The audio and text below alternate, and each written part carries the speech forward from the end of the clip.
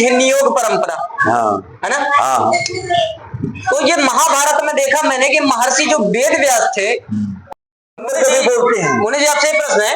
हाँ, हम हनुमान जी को देखते आ रहे हैं, हनुमान जी हनुमान को आपने कहा देखा है? तो पत्थर की मूर्ति बना रखी, पूछ लगा रखी है, बंदर बना रखी। तो आर्य समाज यही तो अपमान करता है ना हिंदुओं का। अरे ये अपमान नहीं है, ये अपमान नहीं है, ये अंधकार है। अरे एक तो 6-7 फुट का जवान, 7 फुट का जवान, एक और बंदर बना। बंदर क्या कर सकता भाई?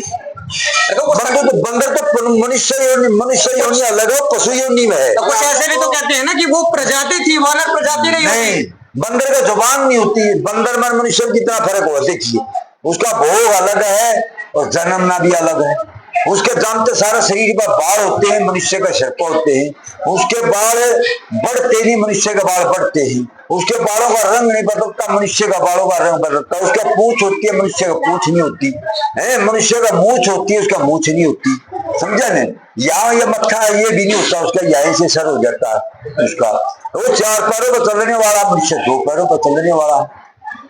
तो वो पेड़ों का जीवन बता सकता अपना, मनुष्य जमीन के ऊपर। हनुमान जी का पूछ से संबंध क्या बताया गया? पूछ ये पाखंड में लगा रखी है। पूछ का मतलब उसकी पूछ थी, उनकी बहुत बड़ी पूछ थी। राम के दरबार में हर तरह की पूछ थी, चल रही थी, इनकी पूछ बनाई थी। ठीक है। तो मुनि जी, आर्य समाज जहां भी जाओ केवल वेदों की बात करता है। हम वेद को मानते हैं, ये मानते हैं, वेद में ये है, वेद में वो है। तो जब वेद में सब है तो फिर मोबाइल विदेशियों ने बनाया, कंप्यूटर विदेशियों ने बनाया, उड़ने वाले यान विदेशियों ने बनाया, फिर आप लोगों ने वेद को मानने वालों ने क्या बना दिया? देखिए सन 1975 में ऋग्वेद भाषा भूमिका बनाई थी। अच्छा। महर्षि दान ने। उसमें वायुयान है, यानी युद्ध लड़ने के लिए वायुयान यान आदि बनाए, आकाश में लड़ाई करे। समझा ने? उसमें पढ़ के देखो, जब तक तो अंग्रेजी वायुयान का शब्द भी नहीं जाना थे। ऐसा भी तो हो सकता कहीं जब किसी ने लिखा ने, उसके पहले वायुयान नहीं थे। नहीं, ये तो 1904 में हो गया है। और पहले एक ऋषि का शिष्य का, आप बंबई मैं थोड़ा नाम की थोड़ी, हाँ हाँ, उसने वायुयान उसकी किसी ने मदद नहीं की, उड़ाया भी था लेकिन वो सफल नहीं हो पाया। हाँ अच्छा ठीक है, ये चलो छोटे विमान तो ठीक है, और ये जो टीवी टेलीविजन, ये साइंस की देन है।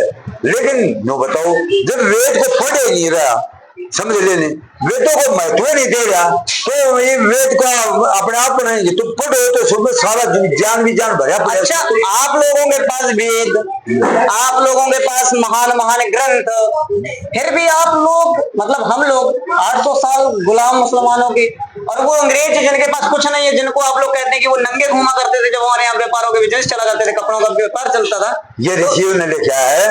आगे महाभारत इस देश का नाश का कारण था।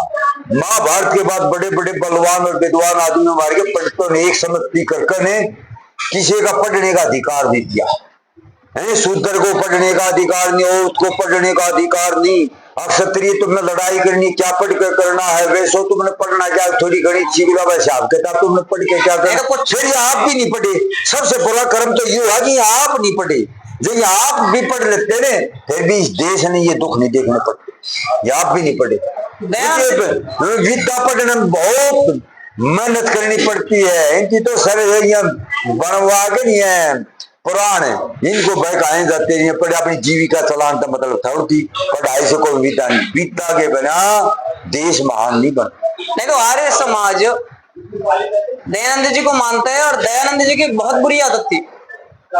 दयानंद जी की बहुत बुरी आदत थी कि वो जिसका जाओ उसी को, मतलब इतने घमंडी थे दयानंद आपके, जिसको चुनौती देते जाओ कर लो, शास्त्र दी। ये घमंड ये ऋषि को शोभा देता है, जिसको ऋषि कहते हैं। ऐसा घमंड नाम की चीज तो उसके अंदर थी नहीं। अबे चुनौती क्यों देते? किसी ने पूछा भाई हम दयानंद जी हारता नहीं हराएंगे, जो उसका प्रश्न पूछो बोला जी आपने बताओ विद्वान हो गए विद्वान। उसने कहा मैं वेदों का विद्वान हूँ। एक मनुष्य सब चीजों का विद्वान नहीं हो, सब विषयों का विद्वान नहीं हो सकता, लेकिन मैं और चीजों में है विद्वान, और विषयों में है विद्वान। तो उसने साफ साफ बताया। उसने कभी इनकार नहीं किया, ऋषि ऐसा नहीं था। परोपकारी था उसका स्वभाव। ऐसे जो गुण एक मनुष्य में, ऋषि में थे ने, देखिए लंबा जवान, विद्वान, धर्मात्मा है, नहीं तो परोपकारी, अभी आपने कहा कि हम बजरंग चरित्रवान, बली को दयावान। आपने भी कहा था, जब मैंने कहा कि हम बजरंग बली को देखते आ रहे थे, आपने बोला मूर्ति थी, तो हमने भी तो दयानंद को नहीं देखा। वो भी तो हो सकता है आप लोग अपने दयानंद की प्रशंसा करने के लिए ऐसी मूर्ति गढ़ ली होगी, 7 फीट का था ये। उसके तो बनाए शास्त्र बताने लगे हैं। सत्तर प्रकाश, ऋग्वेद विषम भाष्य भूमिका, आर्य रत्न बीजमाला, हारा भानु, कितने उसने 30-32 पुस्तक बना रखी है।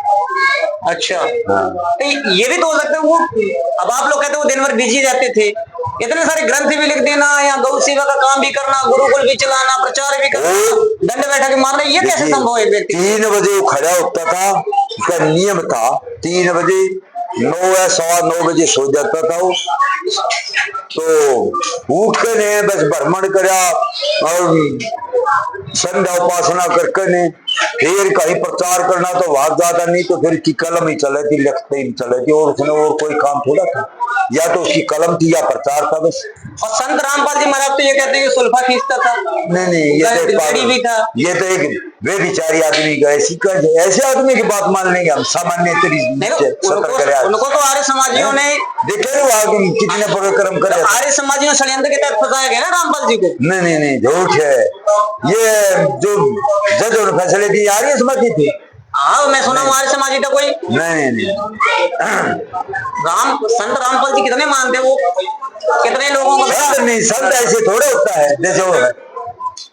संत को कौन होते हैं? संत वही होता है जो तपस्वी हो, प्रपचारी हो, सदाचारी हो, धर्मात्मा हो, विद्वान हो। अरे वेद इसने पढ़े नहीं, कौन सा विद्वान है यू? किसी चीज का भी समझ। 5वां वेद जो कबीर पंथी मतलब रामपाल संत कहते, रामपाल संत जी बताते हैं कि जो 5वां वेद है ना, वो कबीर वाणी है। ये देवताओं ने षड्यंत्र के तहत छुपा लिया गया था, ऐसा रामपाल जी महाराज। अरे कबीर तो 500-600 साल पहले थे। अरे वेद बड़े 1 अरब 6 करोड़ 8 लाख। वेद में एक मंत्र आता है ना, सा पर्यगात शुक्रम कायम वर्णम शुद्धम पाप विद्यम कबीर मनीषी।